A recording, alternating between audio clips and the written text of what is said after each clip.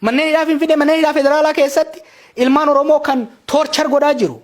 Fannisaa jiru, rakkisaa jiru. Jara kaleessaati moorraarraati. Hayila Sillaasee miti, Minilikii miti, Darguu miti, Wayyaanee miti. Bilxiginnaadha kan kana godhaa jiru.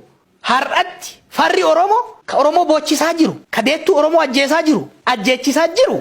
Bilxiginnaadha malee Wayyaanee miti, Darguu miti, Hayila Sillaasee miti, Minilikii miti. Kan arra nu nyaachaa jiru, kan arra Oromoo ajjeesaa jiru, Oromoo fannisaa jiru, Oromoo salphisaa jiru, injifannoo dhiiga isaatiin argate ormaaf dabarsaa jiru. Warra bilxiginnaati. Yakka arra Itoophiyaa keessatti, Oromiyaa keessatti hojjetamaa jiruuf ka itti gaafatamu abbaa arra aangoorra jiru.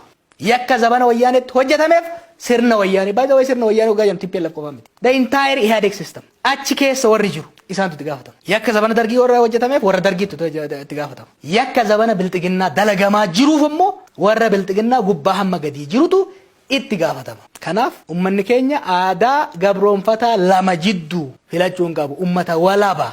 Walaabuu dhufe ummanni Oromoo ummata walaba. Walabummaan dhalate walabummaa isaatiin du'a malee gabroonfataa gabaafaa fi dheeraa furdaa fi qallaa garaagarummaa qabaasi namni tokko fuula guuraa yoo si ajjeesee fi kokkolfaa yoo si ajjeese. Maal jechaa jiran beektaa? Ka duraa sun fuula guuraa si ajjeese, ka ammaa kun garuu kokkolfaa si ajjeese, ka kokkolfaa at least inni kokkolfaa si ajjeese. What a joke. Tapha akkasii keessee nu barbaadan tapha akkasii keessee nu qabnu. Atiin Koloneel Gammachuutu dubbataa ture na fakkaate. Oromiyaa qofa amma mana hidhaa federaalaa keessa jiru. Kibbarraan jiru, Tigraay irraa nama tokko jiru, naannoo Amaaraatti irraa jiru, Somaalee irraa Abdiilee fa'aa dabalatee namoonni gara 20 jiru. Namoota 1000 manneen hidhaa federaalaa Finfinnee, Dirree Dhawaa, Harar, Shawaroobiit maal jiran keessa arra abbaa fedhe wajjiniin wal falma. Arra harki 90 Oromoodha.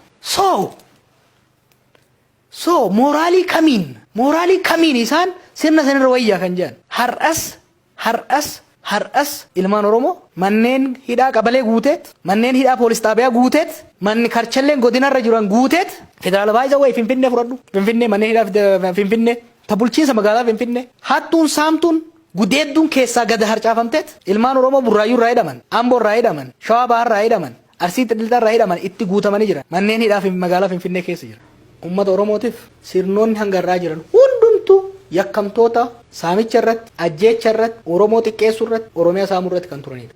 Gurbaa tokko argeen ture. Osoo tuman lafee kanarra cabsanii jiran. Amma qabanii gaafatan. Lafee kun asirraa tana cabsan tajilbarraa. Maal taate jennaan warra amma duraatitu na hidhee na cabse jennaan achirra tuman beektaa deebisanii. Achirra kopheen ijjatanii ni godhan jedhe. Kalaam shee kanatu bahe. So warra dura madeesse santu warra amma madaa sanirra ijjaterra wayyaa moo warra amma madarra ijjate santu warra madeesserra wayyaa qabu. Maaliif hidhama namni? Maaliif ajjeefama namni? Warri ammaa kunis nama ajjeesanii, nama fannisanii, nama rakkisaniit lakki nu jara sanirra wayyaa qabna. No, there is no difference between killers. There is no difference between torturers and rapists. None. Injiru. Hattuun hattuudha. Ajjeeftuun ajjeeftuudha. Saamtuun saamtuudha. Tokko wanni wal caalchifne madaalchifnu hinjiru. Kan qabsoofnuuf nama billaadhaan nama ajjeesu dhiifne kakawween nama ajjeesu ol baasuuf miti. Jarri kun maakalaawii cufneedha. Girgiddama tokko as dabarsaniit maakalaawii biraa banan. Garaagarummaa asitti miti asitti na tumiidha uummanni Oromoo kan qabsaa'eef. Asitti miti asitti na kolaasiidha uummanni Oromoo kan qabsaa'eef. Gaafa Hayila Sillaaseetis manni hidhaa afaan Oromoo haasa'aa ture. Gaafa Darbuutis manni hidhaa afaan Oromoo haasa'aa ture. Gaafa Wayyaaneetis manni hidhaa afaan Oromoo haasa'aa ture. Arrallee afaan Oromoo haasa'aa. Maali haati Oromoo mana hidhaatiif nama dhalti? Really? Kanaaf amma nu wayyaa qaban jennee akka wal dorgomsiisuuf barbaanna. Wayyaanee hamtuu ta'uu ishii hin beeyna bar. Hamtuu ta'uu ishii beeyna. Hamtuu ta'uu ishii waan beeyneef dhiiga keenyan lafee keenyan hiddaan buqqifnee qeettisii galchine. Hammeenya isii warra kalee isaa wajjin hiriiree nu hidhaa ture, nu ajjeesaa ture, nu kolaasaa ture. Isaanii miti hammeenya isaanii kan nutti himuu qabu. Hammeenya isaanii eenyu beeka beektaa? Warruma arrallee uummata isaatiif falmatee mana hidhaa jiru. Bakka buuteen isaa dhabame.